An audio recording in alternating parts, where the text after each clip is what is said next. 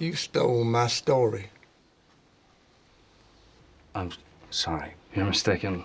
I don't read manuscripts. You read this one already? I don't like being accused of plagiarism, if that is in fact what you're accusing me of. I don't blame you for not liking it, but you did it. This has got to be settled. So far as I'm concerned, it is.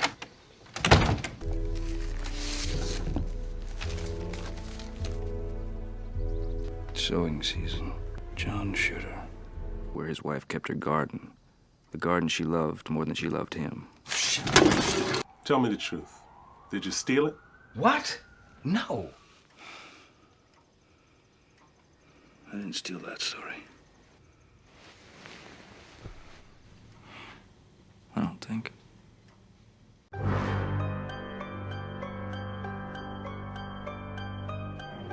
In 2003, screenwriter David Koepp was set to direct his fourth film. He had previously written Jurassic Park, Panic Room and Carlito's Way. Next, he was working on a psychological thriller titled Secret Window.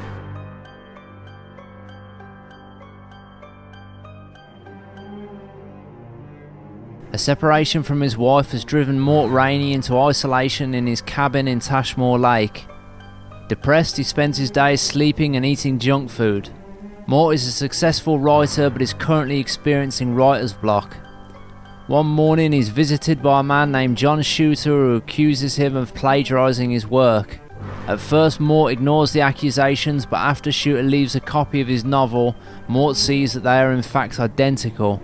And the next meeting, Mort tells Shooter his novel was printed 2 years before Shooter's, and thus he couldn't have stolen his work. You said you wrote your story in 1997. I wrote mine in late 94. Nice try, Mr. Shooter, but I beat you by 2 years. So if anybody's got a bitch about plagiarism, it's me. Shooter refuses to believe this unless Mort presents a copy of his work, to which Mort refuses to do. Meanwhile, Mort is in the middle of a divorce and his ex-wife's partner, Ted, is a constant source of agitation. I'm sorry, excuse me. Do you actually intend to rubberneck? I hardly think my concern could be construed as rubbernecking. Amy, he's rubbernecking. After Shooter kills his dog and burns down his former house, he hires a private investigator as protection. With the stress of a divorce looming over him and a crazed man harassing him, he struggles to make sense of what's real and what isn't.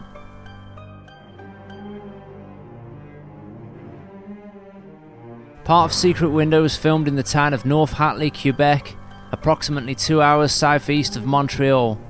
Other filming locations include Lake Wassasipi, Lake Sakami, Lake Gale, and the village of Bromont, Quebec.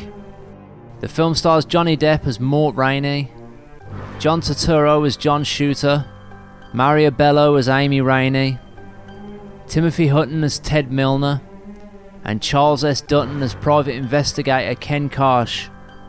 While the opening credits are shown, the director David Koepp wanted the audience to have an understanding of Mort's life before any dialogue was spoken. As Mort doesn't get out the house much, the camera shows his isolation by slowly zooming in from a distance. Then the shot wraps around the house before entering the secret window. The camera goes across his desk to show the story he's currently working on, which he hasn't made much progress. Then over the railing, the camera zooms into the mirror and through it, showing we are entering Mort's mind. From this point, everything we see will be from Mort's perspective. The costume designer let Johnny Depp look through clothes and choose what he felt most comfortable with. Straight away, he loved the dressing gown and wanted to wear it for the whole film.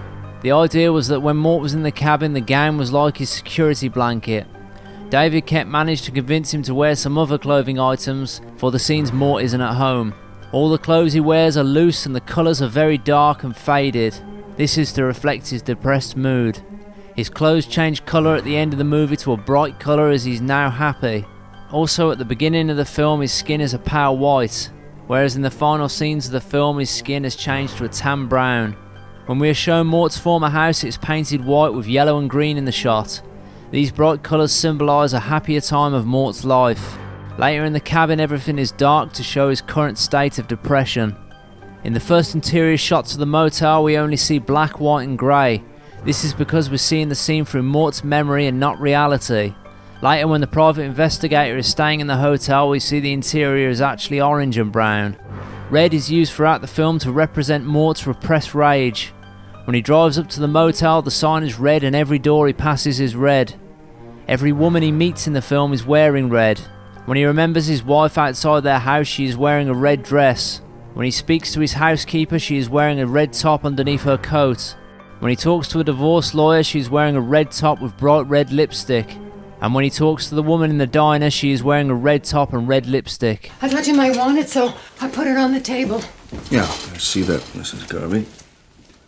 Koepp figured after the stressful events of the first scene, Mort would retreat to the most peaceful place he could find. We found this gorgeous lake, Sakakomi, in Montreal, or outside Montreal, and built a cabin there. For the film, they renamed it Tashmore Lake, and instead of being in Montreal, it was set in upstate New York. Koepp designed Mort's cabin to look comforting and warm. The idea was that the character would retreat somewhere safe. The problem is Mort has isolated himself, where all he has are his thoughts and his imagination with no outside objective opinions. So when Mort does interact with the outside world, the conversations he has with people seem strange. The audience throughout the film doesn't know whether these people are acting odd or that Mort is hearing what he wants to hear. I must cut quite an intimidating law enforcement figure, huh? I'd like to know what I'm dealing with here. Maybe he's got a violent history. I mean, maybe you can find him. Maybe you can talk to him. So you got yourself a member of the crazy folks tribe. The final act, when Mort realises he is insane, the camera moves back into the mirror again. This is to indicate the audience is now out of Mort's mind, and from this point on we will not see anything from Mort's perspective. When we now see Mort's cabin from objective reality, we see an unkept mess with empty bottles of Jack Daniels. We can assume at this point that the housekeeper we saw earlier in the film didn't exist, otherwise the house would have never reached this state. As the owners of the White House wouldn't let the crew burn it down, they designed a burnt down version of the home to use in the transition shot. The film is based on the Stephen King novel Secret Window, Secret Garden. The storyline of the movie differs from the novel, most notably in their respective endings. In the movie, Mort kills his wife and her lover, while in the novel he is killed before he has the chance to do so. In the movie, after months, it is shown that Mort grew corn in his wife's garden, where it is implied that he buried her and her lover, thus removing any proof that he murdered them. The story in the movie version is set in upstate New York instead of Maine. In the novel, Mort's cat is killed by Shooter, but in the film it is changed to a dog. The novel suggests that Shooter does exist in the end, being brought to life by some kind of supernatural power in Mort's imagination. This is also one of the few Stephen King novels translated to film that doesn't have an R rating. The inspiration for the book came when King had been the subject of unfounded accusations of plagiarism. A woman claimed that King stole several of her story ideas and based characters from his books on her. All of her cases have since been dismissed. In another instance, a deranged man broke into King's home and, when discovered by King's wife, claimed that King stole the plot of Misery from the intruder's aunt and that he had a bomb in the shoebox which he was holding and was going to blow up the house. The fake bomb was made up of pencils and paper clips wrapped around erasers.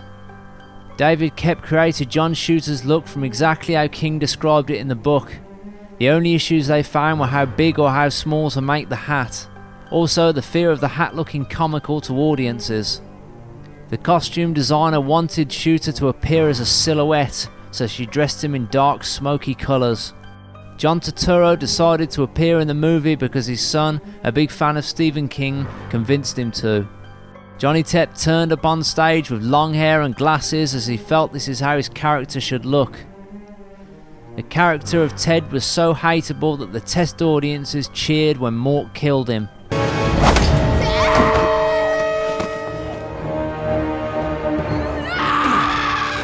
The film jumps from psychological thriller to comedy and back again, and then it ends up something like a horror film. I get the feeling there was a bit of confusion as to what they wanted this film to be. I remember the first time I watched this film, I loved it right up until the reveal, and then the final act feels like a completely different film. I always found it funny Mort says that the only part of the story that matters is the ending. The only thing that matters is the ending. It's the most important part of the story, the ending. If the ending is good, it makes up for the rest, but it's the complete opposite with this film. The opening and middle section are great and the ending is terrible. I think it's one of those endings that doesn't translate from book to screen very well, or maybe they just didn't do it very well. Personally, I think a better route to take would be Mort discovering that he actually did plagiarise Shooter's story. We learned earlier in the film that he had done this before, so it would make sense. Kind of an amazing coincidence, don't you think? Well, obviously the guy copied it from me. Would you like to choose a side before we continue? Also, this is a minor detail, but in the book, Secret Window, Secret Garden is the title of Shooter's book, and Mort's book is called Sowing Season. But in the film, it's the opposite way round. I think it would have been better if Shooter's novel was called Secret Window. I did like Johnny Depp's performance, as well as Charles S. Dutton. Nope. No monsters up here. Did you check under my bed? Even in your toy chest. He has to take steps. You can't just go back in your cabin and go to bed. You have to do something. So he looks for somebody who can protect him, he thinks, and he goes to town and meets the Charles Dutton character, who's a private investigator. A much more reassuring and authoritative figure than the local sheriff was. Once I find out where the shooter's staying, I'll stop in for a little freak-me-out check. Unfortunately, we don't see much of Dutton before Mort finds him dead. Come on, Karsh. $500 a day, where are you when I need you? I didn't really like John Turturro's southern accent in this film. He didn't really come across as intimidating, or him as a whole for that matter. You call your ex and get her to send you the magazine with your story in it, if there is such a magazine. I think they should have cast someone else for that role. A good example of an intimidating antagonist with a southern accent was Robert De Niro in Cape Fear. Thank you, because it's a struggle to stay healthy in the jungle. Well, you wouldn't know about that, would you? Here with me, they stick you with the white trash, and they don't strike a lick of work all day. You won't learn, our boss. What? The central message of this film is time erases everything. The bad acts you commit are eventually forgotten, even by yourself. The foreshadowing of the ending and Mort's true nature is subtly revealed throughout the film. In the beginning, the camera pans past an almost empty glass filled with what looks like whiskey, a subtle nod to Mort's alcoholism. During one of their heated arguments, John Shooter tells Mort that he looks like the kind of guy who's on the lookout for a head he can knock off with a shovel. You strike me as the kind of guy who's on the lookout for a head he can knock off with a shovel. Which is exactly how Mort kills Ted. When Mort is alone in his cabin, he searches the rooms expecting to find Shooter. He sees a figure in the bathroom which he investigates only to find it was a reflection of himself. This indicates he was only ever fighting with himself. Whenever Mort is around women in the film, their presence flusters him. This is an early indication of the homicidal feelings he is having towards women. Sorry. In the scene where Johnny Depp bursts in on Maria Bello and Timothy Hutton in a motel, David Koepp wanted Bello and Hutton to look shocked and scared. He made them both lie in the bed for 15 minutes before Depp rushed in. The production crew set up large speakers that blared static noise when the script called for them to be scared. The lights in the room were also rigged to go on when Johnny Depp opened the door. This startled the actors further and nobody knew how to act. Johnny Depp's line, "This is not my beautiful house, this is not my beautiful wife anymore," is taken from the Talking Heads song Once in a Lifetime. According to David Koepp on the DVD commentary track, the footage of the ocean scene during Mort's restless night was extra B-roll footage taken from Jurassic Park: The Lost World. When Johnny Depp's character drops his hat on the desk, a copy of Hunter S. Thompson's The Rum Diary is visible on the table. Depp played in the movie version of the book The Rum Diary in 2011.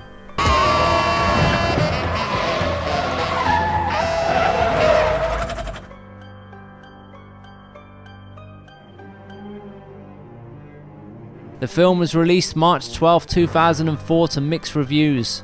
Roger Ebert did mention the film's weak ending. He wrote, "The story is more entertaining as it rolls along than it is when it gets to the finish line."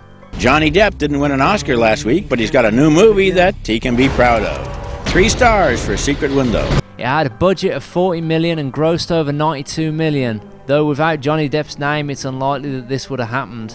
The film really ends when the mystery is revealed. For me, this film fell before the finish line, but the story is so entertaining in the first 3 parts that you can overlook the bad ending.